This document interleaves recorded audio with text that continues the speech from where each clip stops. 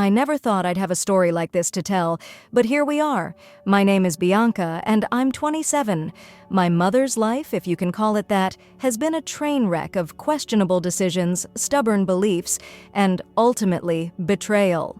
The last chapter in this saga was her trying to move into my home after years of neglect, selfishness, and ruining every chance she had. But let's rewind to where it all started. My mother, Donna, is 50 now, but she's always held on tightly to the outdated ideals she was raised with. She grew up believing that women were meant to take care of the home and let the men handle everything else. She wasn't a bright student, but that didn't seem to matter. After finishing school, she married my dad, Richard, when she was 20. A year later, she had my older sister, Jasmine, who's 29 now. Then, 2 years after that, I came along. My sister and I were both close to Dad. He wasn't like Mom. He didn't care for old-fashioned ideas about what girls should or shouldn't do. He encouraged us to study hard, pursue our passions, and dream big. For me, it was art.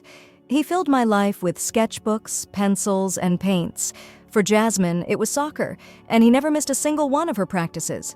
He was our rock, our cheerleader, and the reason we dared to be more than what Mom believed we should be. Mom hated that. She didn't understand why we needed hobbies, or why academics mattered so much. Her resentment grew because Dad's support for us made her look bad to her family, particularly my maternal grandparents. They were rigid in their beliefs, and having daughters who aimed higher than housework and marriage was something they couldn't respect. Then everything shattered when I was 11. Dad died in a car accident. He was in the hospital for a few days, but he didn't make it. That moment changed our lives forever. The emotional pain was unbearable, but the financial blow was just as devastating. Dad's hospital bills had drained most of our savings, and his life insurance wasn't enough to cover it all. Suddenly, we had nothing. In the weeks after his death, Mom sold everything she could. My art supplies, gone. Jasmine's soccer gear, gone. We were told to focus on housework now, to step up.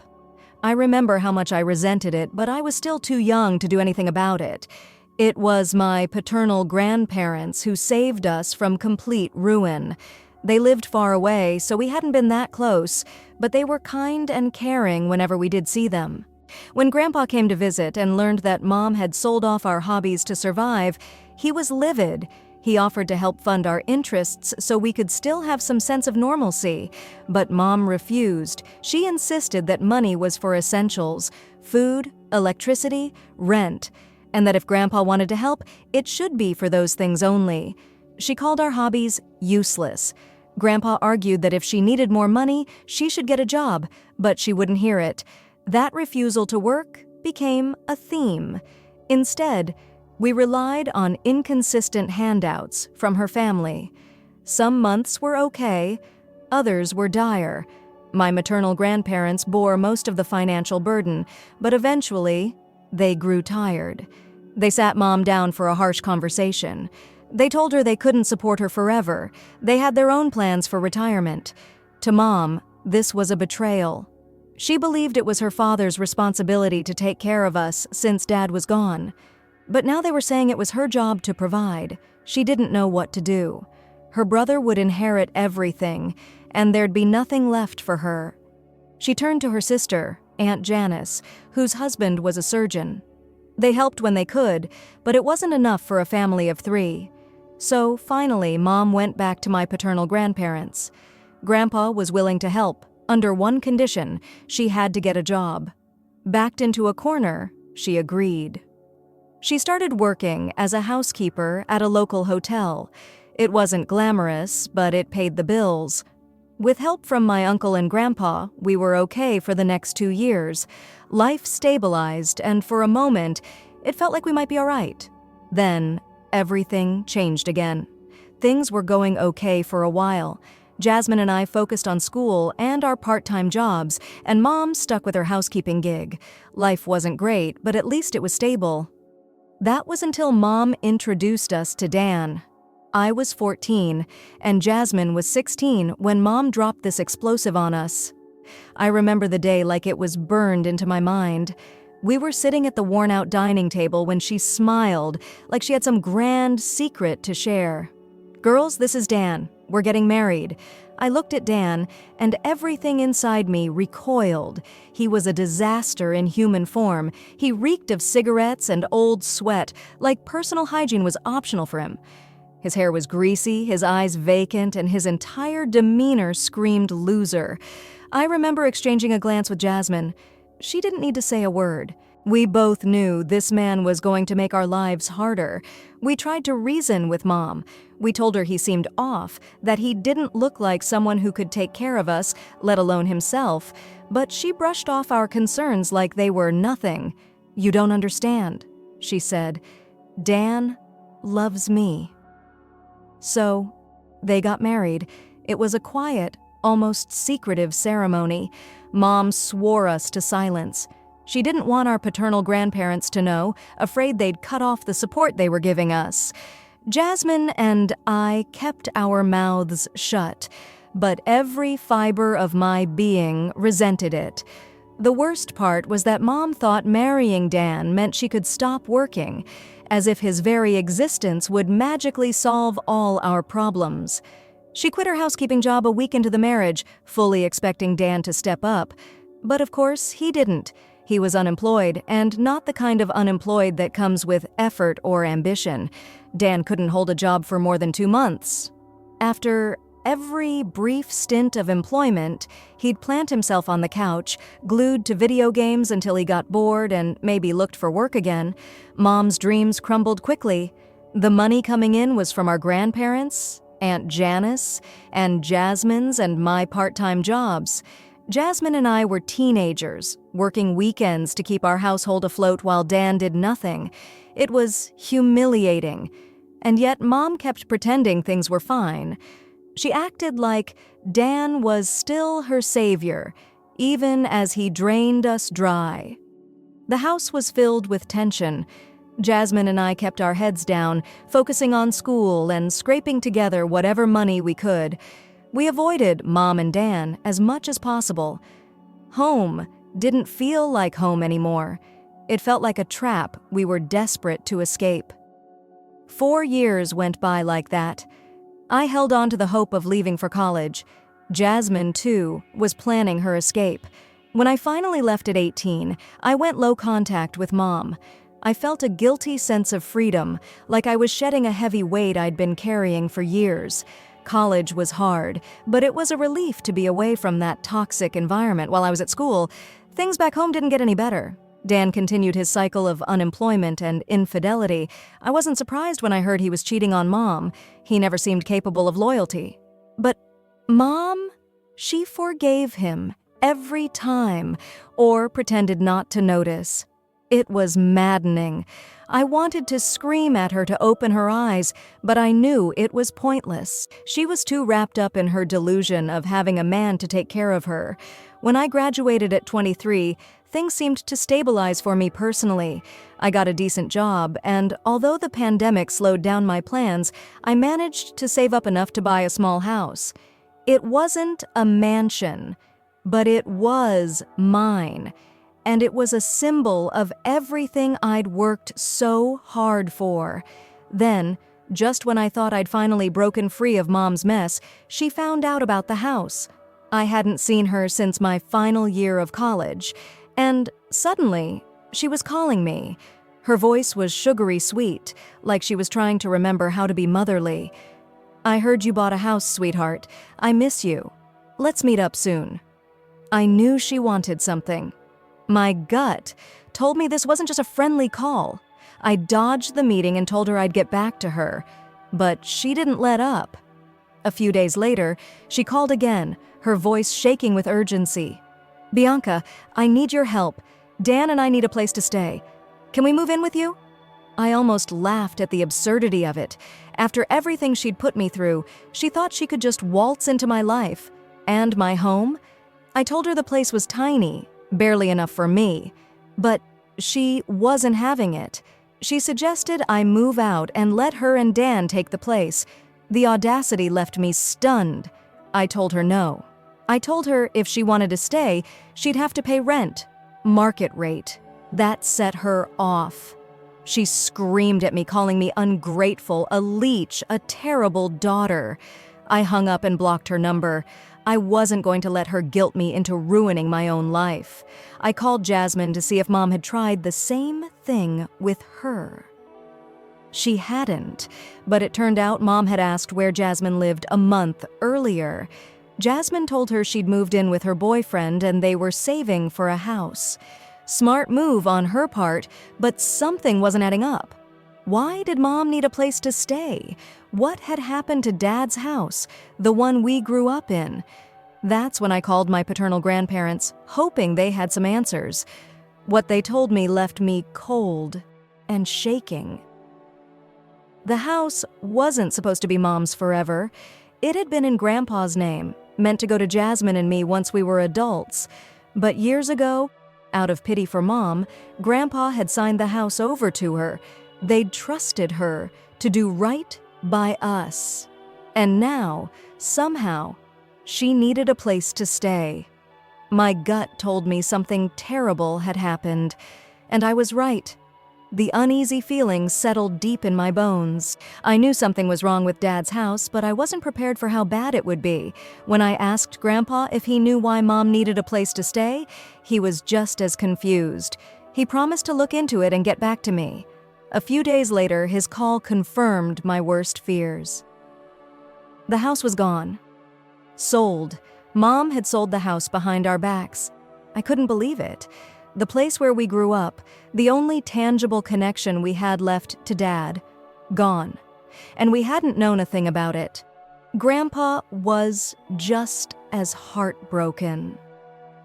He told me that years ago, after Dad's death, he'd signed the house over to Mom to make things easier for us. But there was always an understanding that when Jasmine and I came of age, the house would be ours. That was supposed to be our safety net, our inheritance. I felt like someone had punched me in the stomach. How could she do this? How could she take away the one thing meant to give us some stability and security? Grandpa explained that they hadn't realized she was capable of something like this. When Mom remarried Dan, they'd been wary. They'd wanted to transfer the house to us immediately to protect it from Dan's influence. But Mom cried and told them Dan had left her. She played the part of the heartbroken, abandoned wife, and they believed her. So they held off. It was all a lie. Dan hadn't left her for good. He came back, and when he did, he brought his endless list of needs and his bottomless pit of greed. This time, he wanted a boat. A boat. And Mom, in her desperate, twisted logic, thought it was a good idea to sell the house to buy it for him. I couldn't wrap my mind around it. She sold our childhood home so her deadbeat husband could chase some stupid dream. And of course, it didn't last. The money from the sale vanished. The boat was bought, then sold when they ran out of cash. They ended up living in some run-down one-bedroom apartment, surrounded by junkies. The realization burned through me like wildfire. I felt sick to my stomach. Jasmine and I had spent years struggling, working, and sacrificing, all for what? So Mom could throw everything away on a man who didn't give a damn about her or us? I told Jasmine everything, and we decided to confront Mom. We weren't going to let this go. We deserved answers. 2 weeks later, Jasmine, her boyfriend, our grandparents, and I drove to the address Grandpa had managed to find for Mom. When we knocked on the door of what used to be our house, a young couple opened it. Confused, I asked if they were relatives of Dan's or friends of Mom's, but they shook their heads and said they were the owners of the property. My heart dropped. It was true. Mom had sold the house 6 months ago, and we hadn't known a thing. We stood there, stunned. Betrayal doesn't even begin to describe what I felt. That house was supposed to be ours, a piece of our father's memory. And now it belonged to strangers. We didn't know what to do next, but we knew we had to see Mom. We tracked her down to the grimy apartment downtown. When she opened the door and saw us standing there, her face turned pale. She tried to shut the door, but Jasmine's boyfriend, who's built like a linebacker, held it open. We weren't leaving without answers. Inside, the place was worse than I imagined. Dan was sprawled on the couch, cigarette in hand, eyes glazed over. The air was thick with the smell of stale smoke and despair. Mom's voice was shaky as she greeted us, but none of us returned the pleasantries. I didn't waste time. "What happened to Dad's house, Mom? Why did you sell it?" Her eyes filled with tears, and she launched into a sob story about how Dan had left her, how she'd needed to do something to win him back. She admitted she'd sold the house to buy him a boat because he'd threatened to leave her again. Her voice was desperate, pleading for us to understand. But I couldn't. I wouldn't. Jasmine didn't hold back. "You sold our house for a boat? You took away the only thing Dad left us for him?" She gestured to Dan, who was too out of it to care. Mom's sobs grew louder, but there was no sympathy left in me. Jasmine laid it all out for her, listing every way she'd failed us as a mother. She reminded Mom how we'd worked ourselves to the bone while she played house with a man who couldn't even take care of himself. How she robbed us of our inheritance, our childhood memories, and our future stability, all for nothing. When Jasmine finished, Mom whispered, "I didn't think it would end up like this. I couldn't take it anymore." "That's the problem, Mom. You never think. You never thought about us, about what we needed.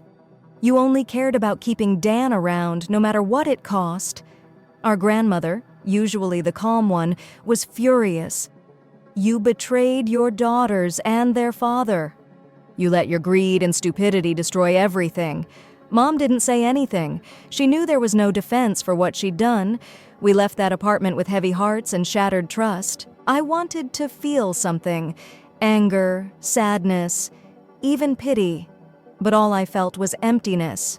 I had no mother left to grieve. Walking out of that grimy apartment, I felt like a part of me had finally died. The last shred of hope that maybe, just maybe, Mom could change had withered away. Jasmine walked beside me, her jaw clenched tight, her eyes filled with anger and hurt. None of us spoke for a long time. The silence felt heavy, like grief.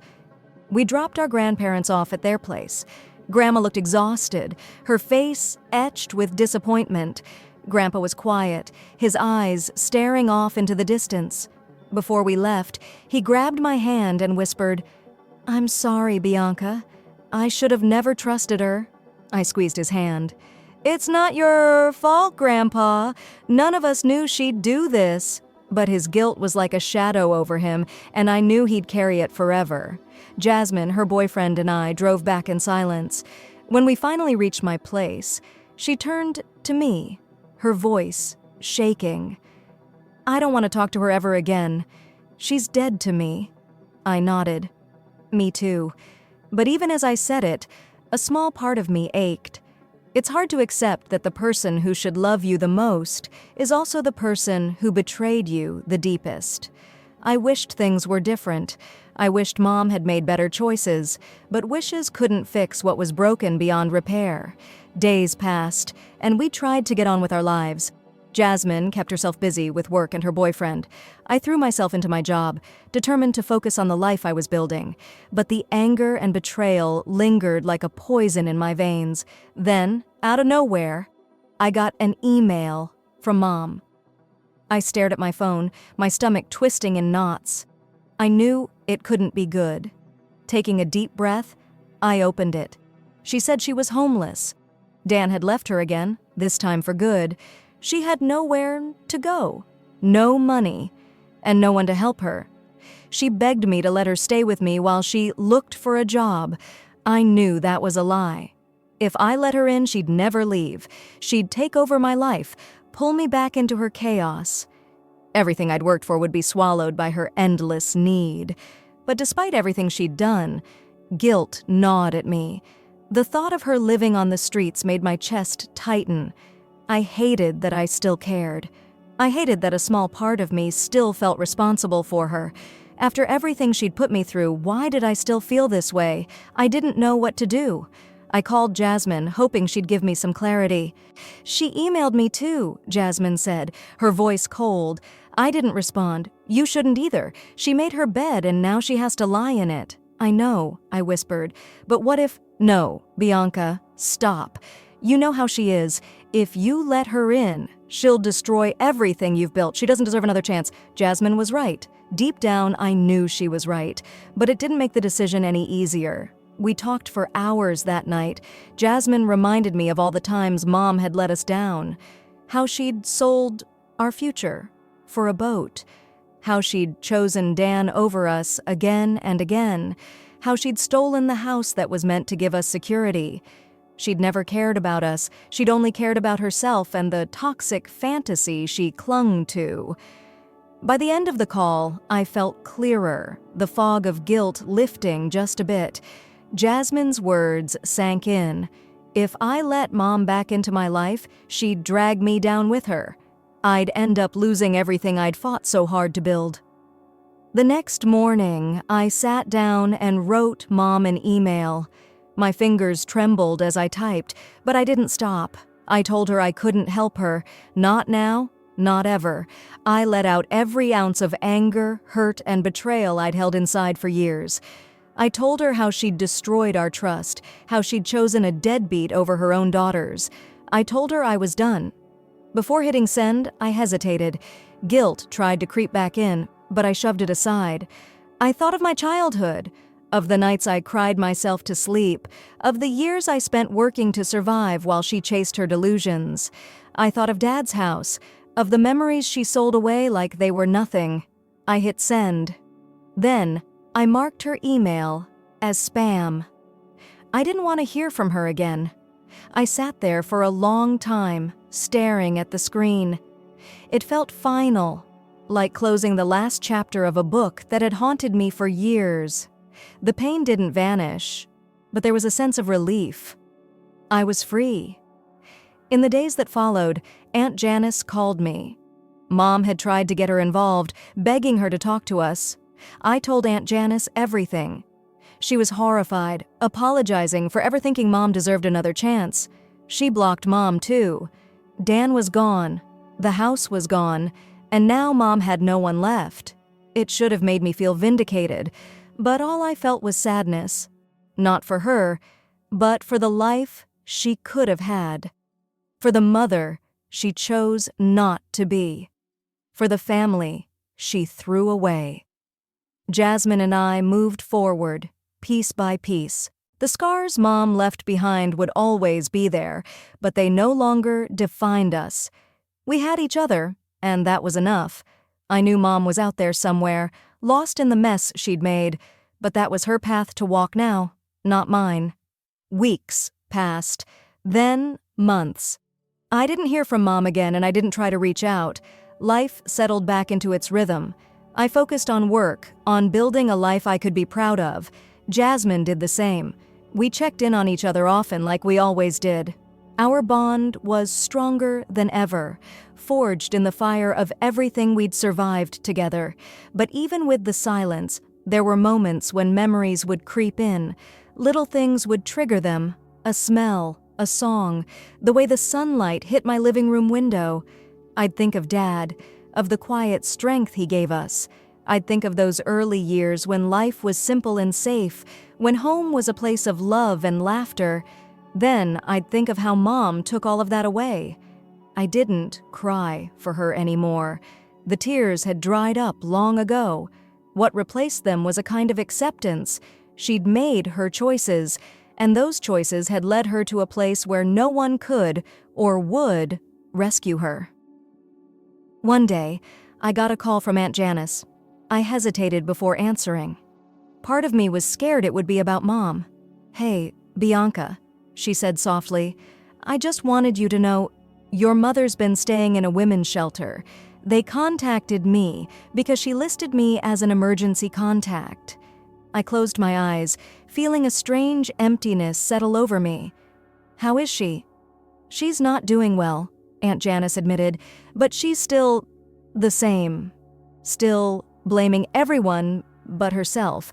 She says she doesn't understand why her daughters abandoned her." I let out a bitter laugh. "She abandoned us long before we ever walked away." Aunt Janice sighed. I know, I just thought you should know.